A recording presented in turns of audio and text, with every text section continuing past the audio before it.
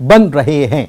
शिवराज मंत्रिमंडल में 3 नए चेहरों को शामिल किया जाएगा, ये बात भी सामने आ रही है, जिसमें नाम कौन कौन से हैं। राजेंद्र शुक्ल मंत्री रह चुके हैं, गौरी शंकर बिसेन मंत्री रह चुके हैं और राहुल लोधी, ये 3 नाम हैं जो शपथ लेने वाले हैं। राजभवन में तैयारी पूरी रखने के निर्देश दे दिए गए हैं। विंध्य, महाकौशल और बुंदेलखंड को साधने की यह कवायद मानी जा रही है।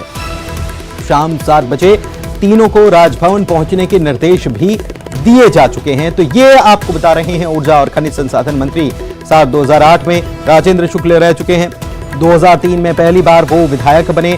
गौरी शंकर बिसेन का भी इसमें नाम है और साथ ही साथ राहुल लोधी का नाम है। गौरी शंकर बिसेन 1985 में बालाघाट विधानसभा से वो चुने गए थे, विधायक बने थे और 90 में बिसेन को विधानसभा में फिर से निर्वाचित किया गया यहाँ के लोगों के द्वारा।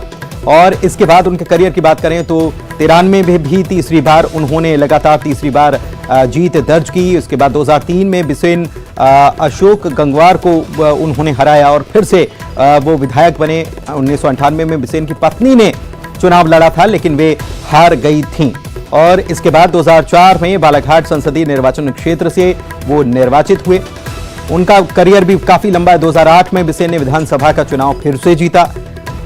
राहुल लोधी की बात कर लें तो खरगापुर से बीजेपी के वो विधायक हैं। राहुल सिंह लोधी जो हैं उमा भारती के वे भतीजे हैं। और शाम 7 बजे मंत्रिमंडल विस्तार जो है 8 बजे हो सकता है और 7 बजे इन तीनों लोगों को, जो नाम हम आपको बता रहे हैं, इन तीनों को राजभवन पहुंचने के लिए कह दिया गया है।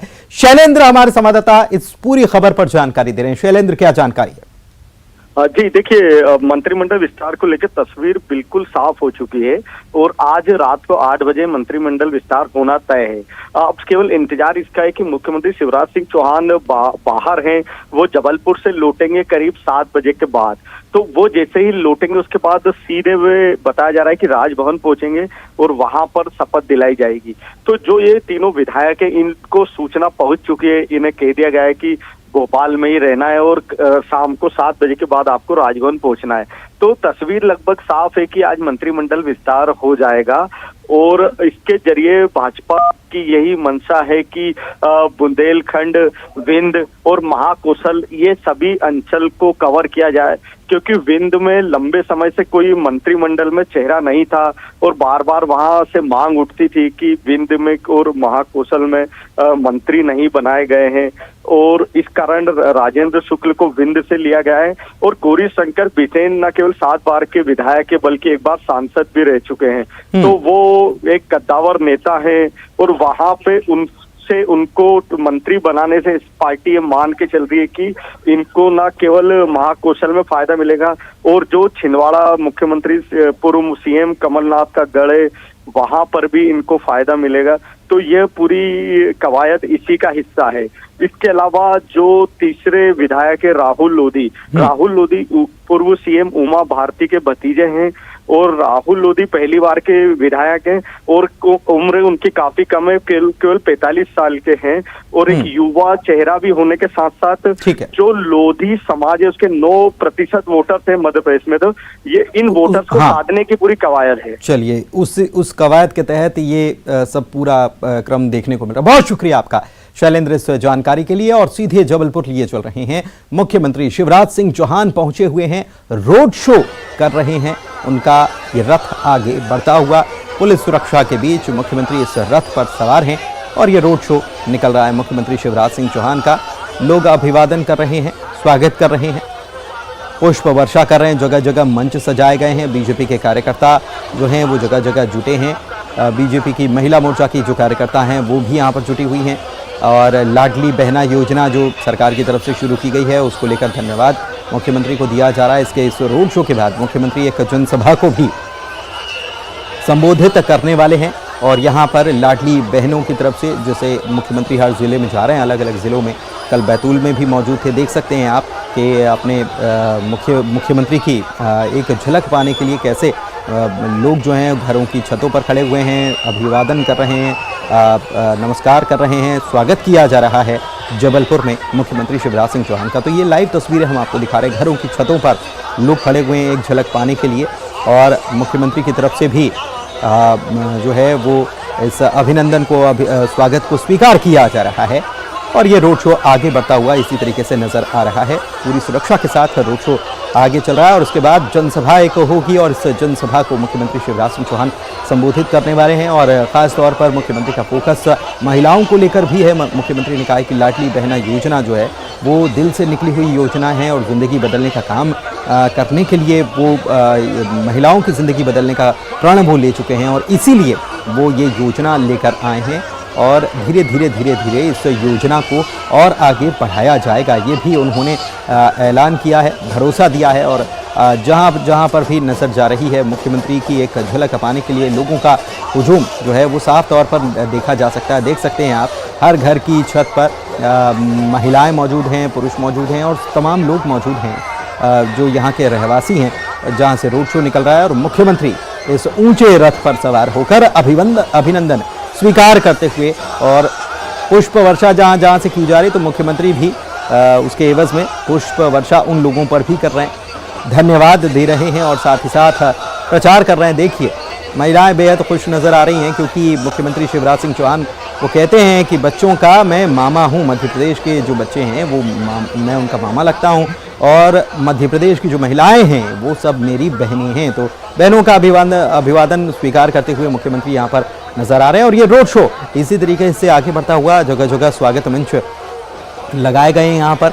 हालांकि कार्यक्रम मुख्यमंत्री का बड़ा व्यस्त कार्यक्रम है और इसी के बाद यहाँ पर वे आम सभा, एक जनसभा जो है उसको संबोधित वे करने वाले हैं। देखिए लोग जो हैं वो तस्वीरों को लेते हुए भी, इस रोड शो की तस्वीरों को लेते हुए भी और आगे युवा जो हैं, बीजेपी के कार्यकर्ता जो हैं और बीजेपी के नेता जो हैं स्थानीय, वो इस पूरे रोड शो में मौजूद हैं और नारेबाजी करते हुए, नारे लगाते हुए, मुख्यमंत्री शिवराज सिंह चौहान के नारे लगाते हुए, पार्टी के नारे लगाते हुए और प्रचार करते हुए पार्टी का ये रोड शो आगे बढ़ता ही चला जा रहा है। जबलपुर में मुख्यमंत्री शिवराज सिंह चौहान, संस्कारधानी जबलपुर को कहा जाता है और यहाँ मुख्यमंत्री शिवराज सिंह चौहान मौजूद हैं। इस रोड शो के जरिए लोगों के बीच पहुंचे हैं, जनता का आशीर्वाद लेने के लिए पहुंचे हुए हैं और अपनी सरकार की योजनाओं का जिक्र वे हर जगह जा रहे हैं।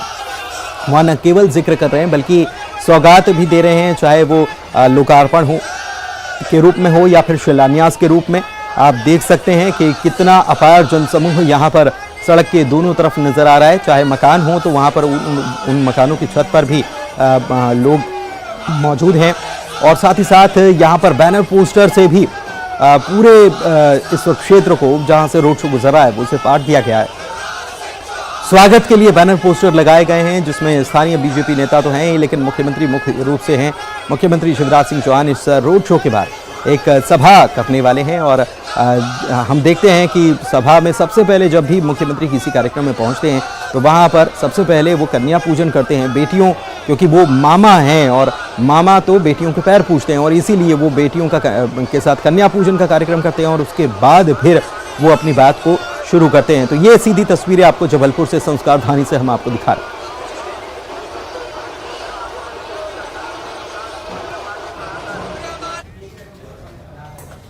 आगे बढ़ते हैं, भोपाल से बड़ी खबर के इस वक्त बात करते हैं। कल कांग्रेस विधायक का एक अश्लील वीडियो वायरल हो रहा था और उसको लेकर ही बीजेपी हमलावर है, लगातार निशाना साध रही है।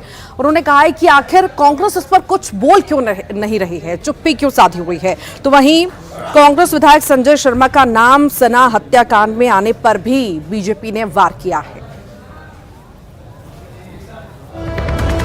तो बीजेपी ने कांग्रेस पर निशाना साधा है। कांग्रेस विधायक के अश्लील वीडियो को लेकर हमला बोला है बीजेपी ने। कांग्रेस विधायक संजय शर्मा का नाम सना हत्याकांड में आया और उस पर भी वार बीजेपी द्वारा किया गया है। कांग्रेस ने अभी तक चुप्पी आखिर क्यों साध रखी है, ये बीजेपी सवाल कर रही है। कांग्रेस को जवाब देना चाहिए।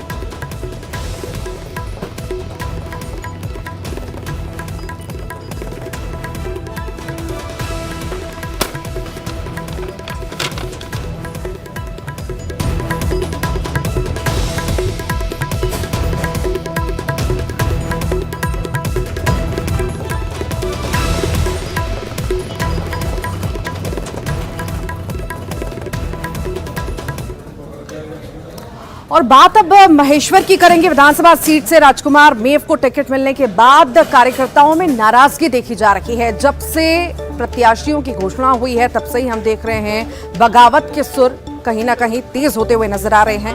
अब सांसद गजेंद्र सिंह पटेल का बयान आया। सांसद का कहना है कि केंद्रीय चुनाव समिति ने सभी से चर्चा कर फीडबैक लेकर उम्मीदवार घोषित किया। चुनाव में दावेदार अधिक होते हैं लेकिन टिकट केवल एक को ही मिलता है। बातचीत और संवाद चल रहा है। सभी कार्यकर्ता चुनाव में जुटेंगे और जीतेंगे। बीजेपी में अनुशासन है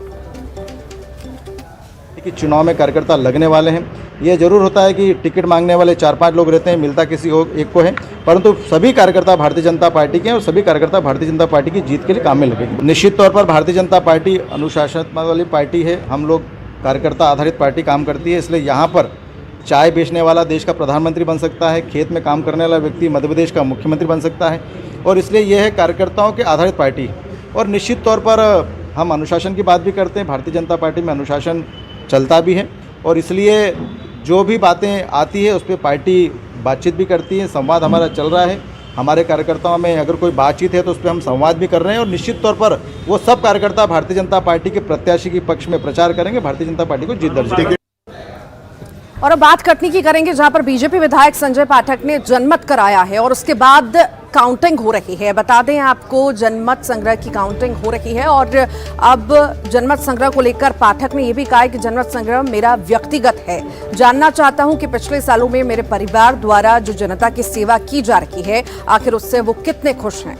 क्या वो है 2023 के चुनाव में फिर मुझे विधायक के तौर पर देखना चाहते हैं या नहीं, ये जानना मेरे लिए जरूरी है। चुनाव के पहले पार्टी को दम दिखाने के सवाल पर भी उन्होंने कई सारी बातें कही। 2023 के पहले विजय राघवगढ़ विधानसभा क्षेत्र में विधायक संजय पाठक अपने स्तर पर जनादेश करा रहे हैं कि आखिर क्षेत्र की जनता क्या चाहती है। वो हमारे साथ बात करने के लिए मौजूद है, उनसे बात करेंगे। भाई साहब, 2023 के चुनाव की अभी तारीखों का ऐलान नहीं हुआ लेकिन उसके पहले आपके क्षेत्र में मतदान भी हुआ और मतगणना भी हो रही है। जी बिल्कुल, ये मेरा व्यक्तिगत रूप से निजी सर्वे कह लीजिए, इसको निजी जन जन का आदेश, परिजन का आदेश कह लीजिए। ये मेरे जीवन का अपने आप का बहुत बड़ा मूल्यांकन है। मैं इतने सालों से राजनीति के रूप में रहते हुए समाज सेवा कर रहा हूँ, जीव सेवा कर रहा हूँ, मानव सेवा कर रहा हूँ, लोगों के सुख दुख के साथ दे रहा हूँ, क्षेत्र का विकास कर रहा हूँ। तो मैंने सोचा इस बार चुनाव के पहले मैं अपने आप का तो मूल्यांकन करूँ कि मैं फिर से विधायक बनने के योग्य हूँ कि नहीं। लोग क्या सोचते हैं मेरे विषय में। जिस परिवार की मैं इतने सालों से सेवा कर रहा हूँ राघवगढ़ विधानसभा क्षेत्र की, इस परिवार के लोग मेरे विषय में क्या सोचते हैं। क्या वो चाहते हैं कि मैं फिर से उनका प्रधान सेवक बनूं, विधायक बनकर उनकी सेवा करूं या नहीं। या मैंने जो इतने साल जीवन में सेवा की है तो ये इसका क्या मुझे वो मिल रहा है, प्रसाद मिल रहा है। तो यही देखने के लिए, अपने आप को मूल्यांकन करने के लिए मैंने ये निर्णय लिया और अपने आप का मूल्यांकन है। लेकिन कई विरोधी ये कह रहे हैं कि ये कहीं ना कहीं गलत मैसेज भी जा सकता है, क्योंकि या तो आप पार्टी को अपना कॉन्फिडेंस दिखा रहे हो और इस तरह की बातें भी आ रही हैं। भारतीय जनता पार्टी को कोई दिशा देने का काम संजय पाठक जैसे तिनके के बराबर व्यक्ति नहीं कर सकता। भारतीय जनता पार्टी विश्व की सबसे बड़ी पार्टी है। हमारी पार्टी के नेता विश्व के सबसे बड़े नेता हैं, सर्वशक्तिशाली नेता हैं। भारत को विश्व गुरु पूरे दुनिया बनाने के लिए लेके जा रहे हैं। भारतीय जनता पार्टी में मेरे जैसे करोड़ों लोग पड़े हुए हैं। मैं भारतीय जनता पार्टी का एक छोटा अंश हूँ, लेकिन ये जो सर्वे हो रहा है, ये जो मूल्यांकन हो रहा है, ये नितांत व्यक्तिगत मेरा है। मेरे निजी जीवन में मैंने जो सेवा की, मैंने सामाजिक जीवन में जो सेवा की, मैंने राजनीतिक जीवन में सेवा की और मैंने भारतीय जनता पार्टी का विधायक बनकर जो सेवा की, इस सारी चीजों को मिला के अपना स्वयं का मूल्यांकन है। कैमरामैन मनीष सेंगर के साथ शैलेंद्र सिंह, न्यूज़ 18 कटनी। चलिए बढ़ते हैं आगे और बात अगले खबर की करते हैं। नक्सली समर्पण पुनर्वास नीति जारी कर दी गई है। गृह विभाग ने इसके आदेश जारी कर दिए हैं। शिवराज कैबिनेट के बाद गृह विभाग ने इसके आदेश जारी किए हैं। मध्य प्रदेश नक्सली आत्मसमर्पण पुनर्वास राहत नीति के आदेश जारी हुए हैं। 26 साल पहले जो नीति लागू हुई थी उसमें दरअसल बदलाव का सरकार ने आदेश जारी किया है। नई नीति में छत्तीसगढ़, तेलंगाना, महाराष्ट्र, आंध्र प्रदेश शामिल हैं। आत्मसमर्पण करने वाले नक्सलियों को सरकार खास राहत देने वाली है। हथियार के साथ आत्मसमर्पण करने पर भी राशि दी जाएगी। ये बड़ी खबर इस वक्त आपको बता रहे हैं, गृह विभाग की तरफ से आदेश जारी कर दिए गए।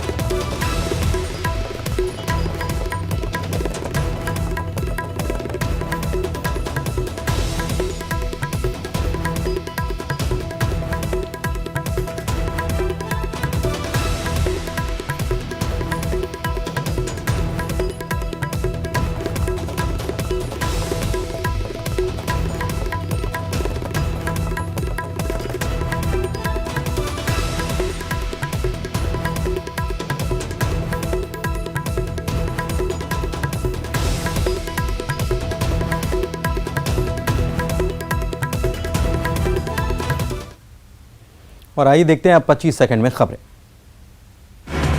आज शाम शिवराज मंत्रिमंडल का विस्तार, 3 नए चेहरे होंगे शामिल। राजेंद्र शुक्ल